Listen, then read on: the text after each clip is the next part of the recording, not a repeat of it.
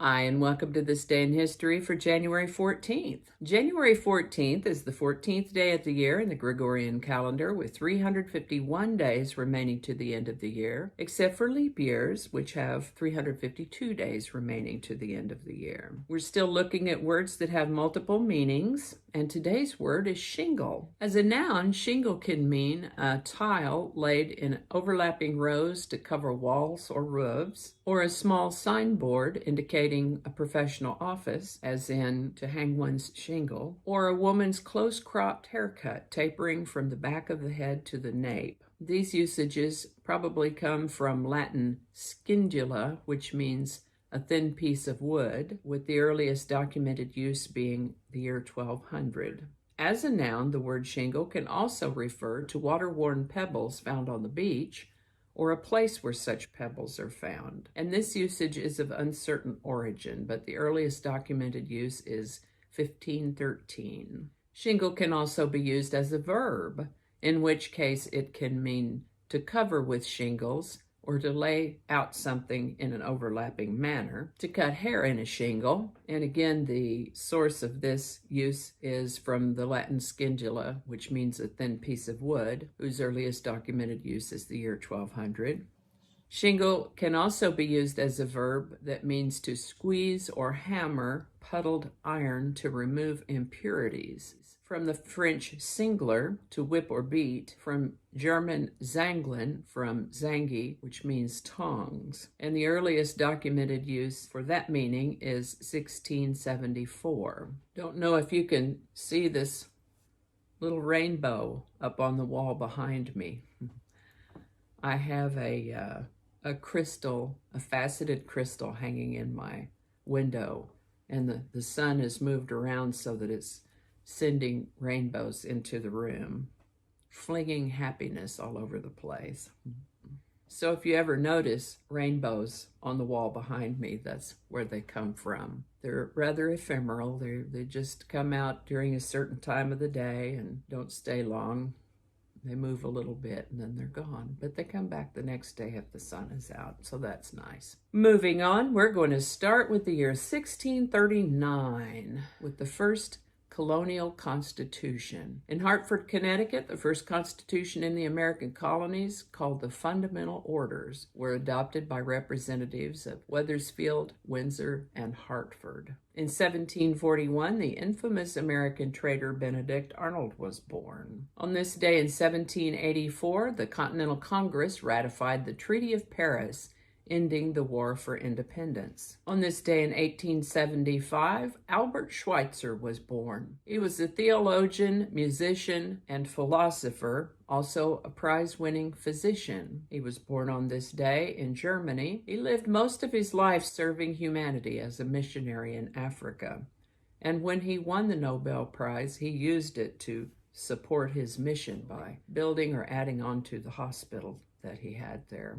On this day in 1920, John Dodge, who with his brother Horace founded the Dodge Brothers Company, which was once America's third largest automaker, later became part of Chrysler. Well, John Dodge died on January 14th, 1920 at the age of 55. On this day in 1943, FDR became the first president to travel on official presidential business by air when he took a trip across the Atlantic to meet Winston Churchill at Casablanca in North Africa.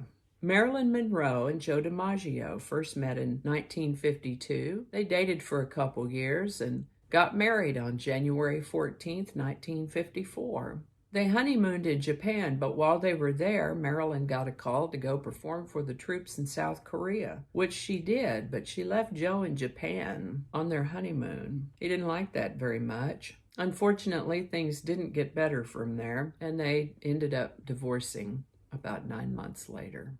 I suspect he continued to love her for the rest of his life because he was the one that came and helped her out when she went in the hospital, and he was the one who paid for her funeral when she died.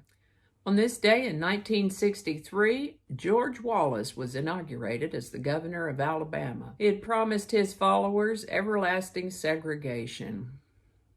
Some years later, he ran for president, but was shot by a man with mental health issues, which paralyzed Wallace and caused him to be confined to a wheelchair for the rest of his life. To his credit, I must report that he was not a virulent racist his entire life. George Wallace did rethink his racist views and repented of them. On this day in 1969, an explosion aboard the aircraft carrier USS Enterprise killed 27 people in Pearl Harbor, Hawaii. A rocket had accidentally detonated. Now, how exactly does that happen? I'm not sure, but anyway. The explosion destroyed 15 planes and injured more than 300 people. On this day in 1970, Diana Ross and the Supremes performed their final concert. They were an extremely successful American pop group in the 1960s, a group whose 12 #1 hits in the first full decade of the rock and roll era placed them only behind Elvis and the Beatles in terms of chart dominance. They helped define the very sound of the 60s. But like fellow icons, Beatles, Simon and Garfunkel, they came apart in the first year of the 70s. The curtain closed for good on Diana Ross and the Supremes on January 14, 1970 at the Frontier Hotel in Las Vegas, Nevada. On this day in 1980, gold prices soared. After being released from government control, gold reached a new record price on January 14, 1980, exceeding $800 an ounce. The price of gold, along with the prices of silver and platinum, vary on a daily basis, changing up and down like the stock market.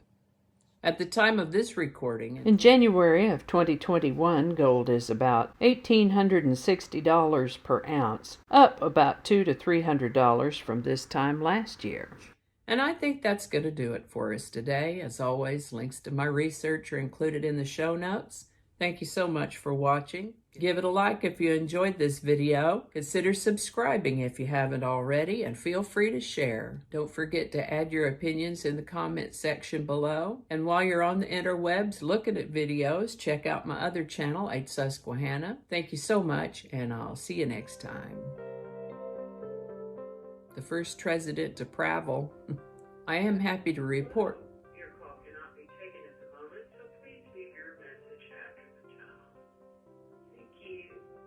I don't know how all that's going to go together, or if it's even going to make it to the video. We'll just see.